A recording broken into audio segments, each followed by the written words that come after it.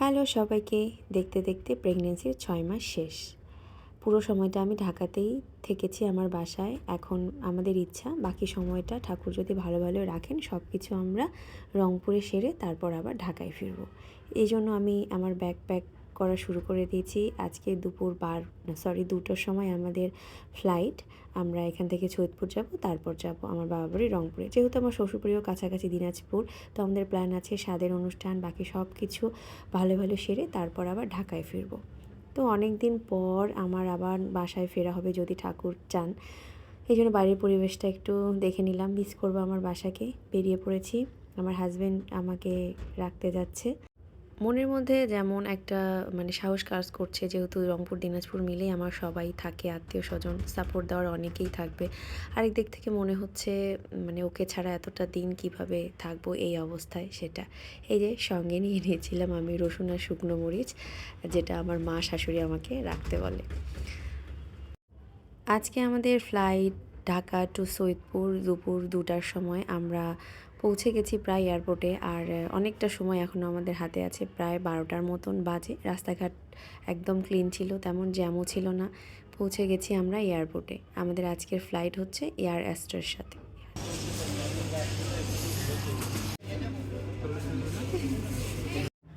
আমরা boarding pass হাতে পেয়ে গেছি, এখনও অনেকটা সময় আমাদের হাতে আছে।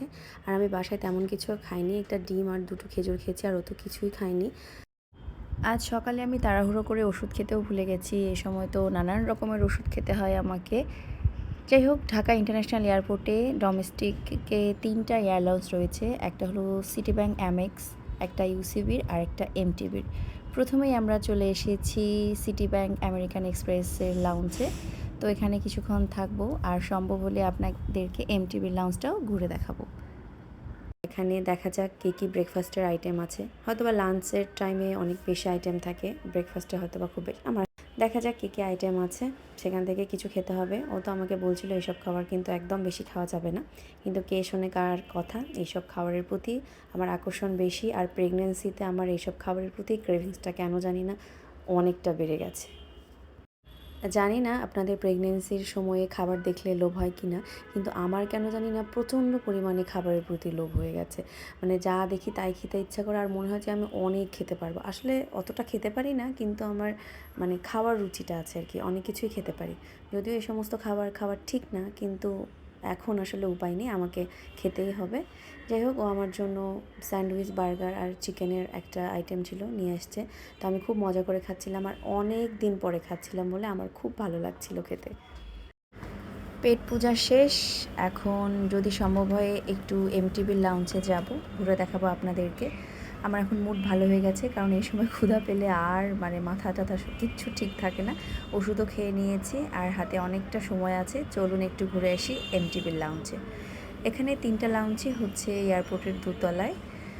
তো চলুন একটু ঘুরে আসি, আর যদি খেতে ইচ্ছে করে কিছু সেটা তো অবশ্যই খাবো, কারণ ফ্লাইটের এখনও অনেকটা সময় বাকি আছে। এর আগে আমি একবার ইন্টারন্যাশনাল ফ্লাইটে ঢাকা থেকে চেন্নাই গিয়েছিলাম, তো তখন ইভিএলের লাউঞ্জে গিয়েছিলাম। তো ইভিএলের লাউঞ্জটা বিশাল বড়, সেই সঙ্গে অনেক অনেক রকমের আইটেম ছিল, কিন্তু তখন আমি কিছুই সেরকম খেতে পারিনি। এখন ভাবছি এই সময় যদি হতো তাহলে আমি কত না কিছু খেতাম। যাই হোক, এটাই হলো এমটিভির লাউঞ্জ, ইভিএল নয়, এটা এমটিভির ডোমেস্টিক লাউঞ্জ। এখানে কী আছে, আমাকে দাও চিকেন কুপ্তা।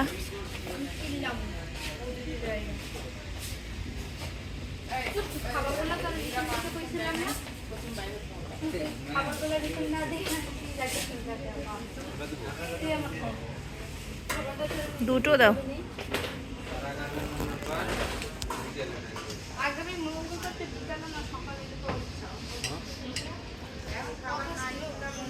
দুটো দুটো। এবারের মতো পেট পূজা শেষ সকালের। এরপরে আমাদের ফ্লাইট রেডি, জাস্ট টাইমেই রয়েছে আমাদের ফ্লাইট। এখন একটা ইম্পর্ট্যান্ট কথা বলে রাখি, 14 থেকে 28 সপ্তাহ পর্যন্ত প্রেগনেন্সিতে ফ্লাই করা সেফ। তবে 28 সপ্তাহের পরে ফিট টু ফ্লাই নামে একটা সার্টিফিকেট লাগে যে আপনি ফ্লাই করার জন্য সুস্থ আছেন। যাদের সিঙ্গেল প্রেগনেন্সি তাদের মেবি 36 সপ্তাহ পর্যন্ত ফ্লাই করার অনুমতি পাওয়া যায়, আর যাদের ডাবল প্রেগনেন্সি মানে যমজ সন্তান তারা মেবি 32 সপ্তাহ পর্যন্ত পারমিশন পেয়ে থাকে। তবে যে সময়টা সেফ সে সময়টায় আসলে ফ্লাই করা উচিত। আমাদের কিন্তু 30 সপ্তাহ প্রায় হয়ে গেছে, মানে 28 সপ্তাহ ক্রস করে গেছি। তো আমরা ভাবছিলাম যে আমরা দুজনেই যাব, আসার সময় যেন আমরা 2 থেকে 3 হয়ে ফিরি। তো ফ্লাইটের মধ্যেও খাবার ছিল, এসব মানে পেট একদম ভরা ছিল, তাই আর খাওয়া হয়ে ওঠেনি। মাত্র 1 ঘন্টার জার্নি শেষ করে আমরা চলে এসেছি সৈয়দপুর এয়ারপোর্টে। এখান থেকে যাব হচ্ছে আমাদের বাড়ি, আমার গ্রামের বাড়ি। তো বাবা এসেছে আমাদেরকে নিতে, বাবাকে সাথে নিয়ে আমরা 3 জনে মিলে চলে যাব হচ্ছে আমাদের গ্রামের বাড়ি। তো এসেই মনে হচ্ছে যে ওরে বাপরে প্রচণ্ড গরম। আসলে দেখা যায় যে ঢাকার সাথে আমাদের এই দিকের ওয়েদারের খুব একটা মিল নেই। ঢাকায় কিন্তু গরমের দিনেও খুব ভালো বৃষ্টি হয়, কিন্তু এদিকে তেমনটা দেখা যায় না। জানি না এই গরমে টিকতে পারবো কি না এখানে। যাই হোক, গ্রামের সুন্দর পরিবেশ দেখতে দেখতে আমি যাচ্ছি আমাদের গ্রামের বাড়ির দিকে। আসলে আমাদের সব আত্মীয়স্বজন এদিকে থাকে বলে সব কিছু এদিকে করার প্ল্যান আছে। জানি না কতটুকু সাকসেস হবে, কারণ ঢাকায় যেহেতু সবার অনেকটা দিন থাকা সম্ভব না, এই জন্য। বাড়িতে এসে দেখি এর মধ্যে মা আমাদের জন্য অনেক কিছু রান্না করেছে, যেসব খাবার খেতে আমি পছন্দ করি। ছোট মাছ, মাংস, ডিম, সবজি, ডাল, পাকোড়া। খুব শান্তি করে মন ভরে আমরা দুজনে মিলে খেলাম। ওই দিন আবার রাতের বেলা দিদিমণির বাসায় নেমন্তন্ন ছিল, সেখানেও খেলাম মন ভরে। আসলে এই সময় এই যত্নটাই আমি খুব মিস করছিলাম।